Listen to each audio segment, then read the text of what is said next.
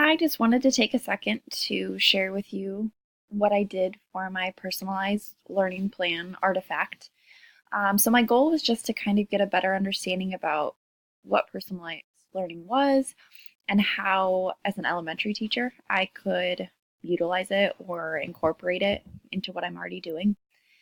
And one of the things that jumped out at me the most that I had even spent some time looking at in years past and just never really had the time to dig into it was the idea of Genius Hour.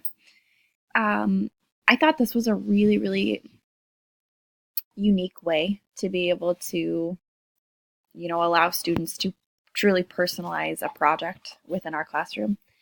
And after doing a ton of research, I was able to map out kind of the beginning of what I would consider to be a unit or just a Genius Hour experience in my own room.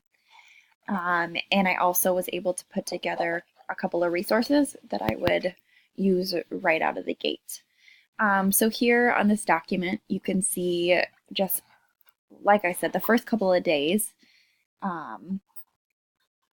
really just showing how I would introduce the idea of Genius Hour to my third graders. As I was researching, one of the biggest things that I noticed was starting with things that would make your buy-in the highest.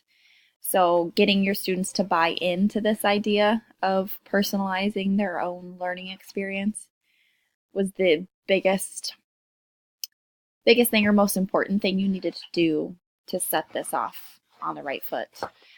So what I was able to do was find some different resources that really get their ideas flowing. One of the first things I did was come up with a video. So this video, shows them what Genius Hour is, why it's something that we will be using in third grade, why it's important, what does it help them do, what does it help them accomplish, and really ultimately gets them pumped up to use knowledge, come up with ideas of their own that they want to explore further. So that's kind of like a day one activity. And then I also like to incorporate literacy any chance that I can get. And some of the read alouds that were suggested to introduce Genius Hour were things like what to do with an idea, or what to do with a problem, or even the Rosie Revere engineer books were a really great chance to just show kind of like problem solving at hand. And then I was thinking kind of leaving day one open for student interpretation. So sharing with them that Genius Hour is, learning projects that are up to them. And ultimately, I would want to sit down with the students and ask their opinion about what this project might look like, how we might structure it, or build it into our day. How much time do they think we should spend on it? Just really getting their opinion on how it would look for us as third graders. And then as we move into day two, I kind of envisioned that as our initial brainstorming day.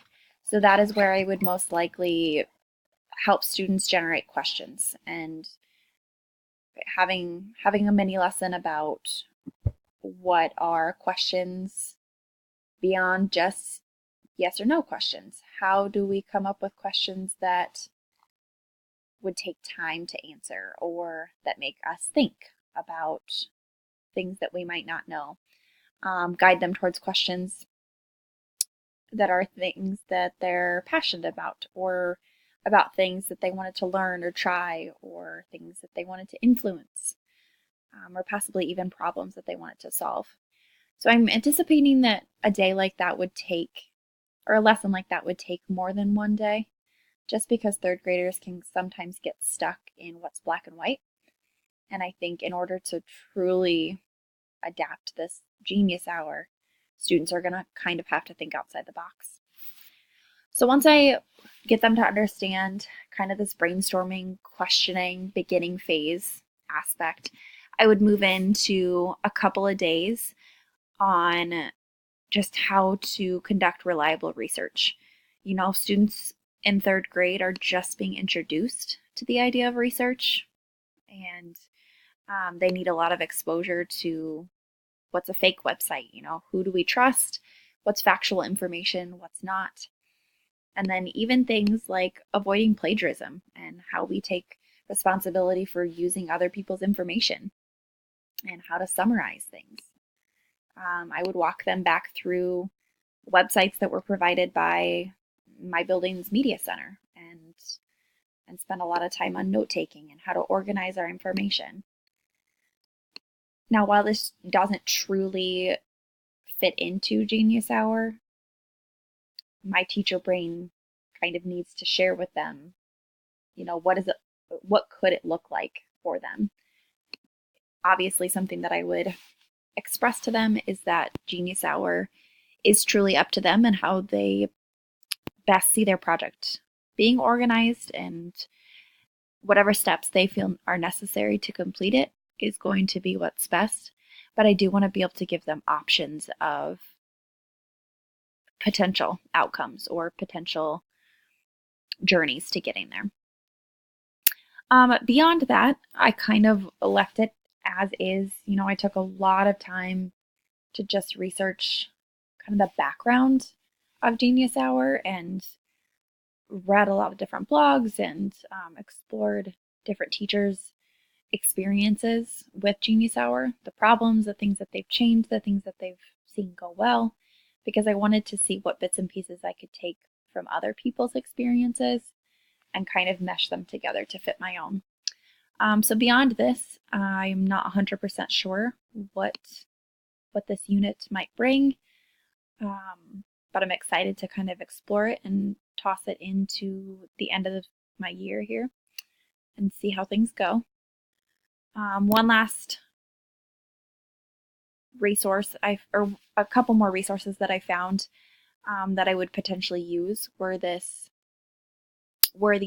Genius Hour research note slides that actually just give students kind of some ideas, again, of how to organize their notes, or really even how to come up with some ideas for their project. And then organizing it, breaking it down by topic and questions, and then going into their research and building it all the way up to reflection and putting their project together. I was also able to come up with kind of an inquiry-based